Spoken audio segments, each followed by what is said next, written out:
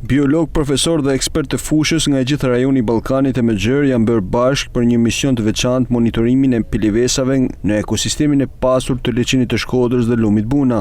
Përmes këtij monitorimi në terren, kërkuesit synojnë të identifikojnë llojet e rralla dhe të mbledhin të dhëna të rëndësishme mbi faunin e zonës. Për herë të parë ne organizojmë eventin BUM, Balkan Odonata Meeting, në Shqipëri dhe pikërisht këtu në Shkodër, për të monitoruar një ndër bioindikatorët më të rëndësishëm të Liçenit të Shkodrës dhe lumit Buna, siç janë pilivesat.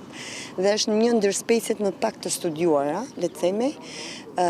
Është monitorimi i sezonit 3 që ne monitorojmë dhe para 2 muajve ne patëm edhe më shumë se 2 muaj, le të themi në fund të muajit prill dhe fillim të muajit maj, patëm monitorimin e sezonit pranveror, ku patëm këtu prezent 125 student nga 3 universitete të Slovenisë dhe quajtëm BUM Junior dhe kemi grumbulluar goxha të dhëna në lidhje me numrin e llojeve të pilivesave që jetojnë në Liçenin e Shkodrës dhe lumin Buna.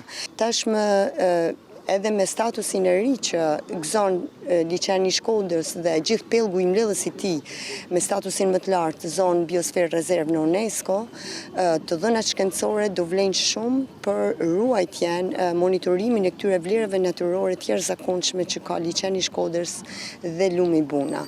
This is huge lake, this is fantastic lake. Ky është një liçen shumë i madh, një liçen fantastik, me shumë habitate dhe lloje të ndryshme vegjetacioni, të cilat janë veçanërisht të rëndësishme për disa lloje pilivesash, përfshirë Oxygastra, një specie e rëndësishme dhe e mbrojtur në Europë. Ky liçen strehon një nga popullatat më të mëdha të kësaj specie në Europë. Ditën e parë kryesisht shkuam për të parë habitatet, por gjithashtu mblodhëm të dhëna të vlefshme dhe shtuam disa specie të reja në listën e pilivesave të njohura për këtë zonë.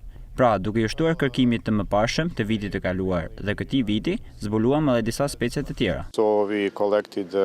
Ky aktivitet madhor vjen si rezultat i bashkëpunimit me partnerë dhe mbështetësit kryesorë të mjedisit.